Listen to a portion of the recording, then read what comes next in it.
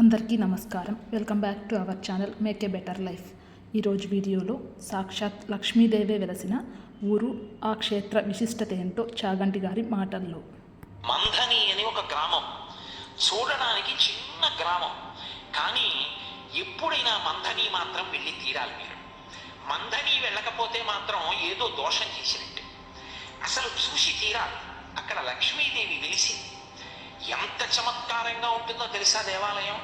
మీరు దేవాలయం ప్రాంగణంలో వెనక తలుపు తీసుకుని ఒడ్డున నిలబడితే ఆ వెనక ఉన్నటువంటి సరోవరం కనుచూపు మేర ఉంటుంది చెరువు. ఎంతంత తామరలు వికసిస్తాయంటే ఇంతంత తామర పూలు వికసిస్తాయి. అవే తీసుకొచ్చి అక్కడ లక్ష్మీదేవికి పూజ చేస్తారు. ఇంకా చమత్కారం ఏమిటంటే అక్కడ ఒక దక్షిణామూర్తి దేవాలయం ఉంది. దక్షిణానికి తిరిగి ఉంటుంది శివలింగం.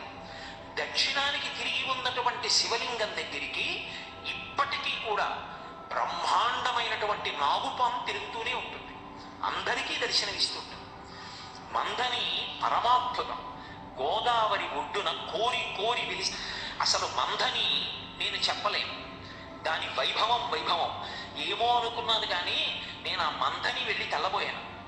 ఆ మంథనిలో ఇప్పటికీ కూడా మీరు 1000 మంది బ్రాహ్మణులకు భోజనం పెడతాను అని సంకల్పం చేస్తే 1000 మంది బ్రాహ్మణ కుటుంబాలు, 1000 మంది బ్రాహ్మణులు మీకు వెంటనే దొరుకుతారు భోజనం పెట్టడానికి.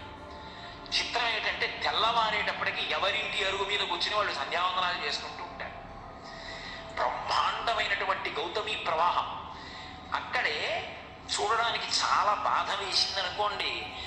దేవాలయం అంతా పూర్తిగా శిథిలం అయిపోయింది. గౌతమ మహర్షి తపస్సు చేసి ప్రతిష్ఠ చేసినటువంటి అద్భుతమైనటువంటి దేవాలయం. ఈ వీడియో మీకు నచ్చినట్లయితే ప్లీజ్ లైక్ చేసి, షేర్ చేసి, సబ్స్క్రైబ్ చేసి పక్కనే ఉన్న బెల్ ఐకాన్ ప్రెస్ చేయండి. Thank you for watching.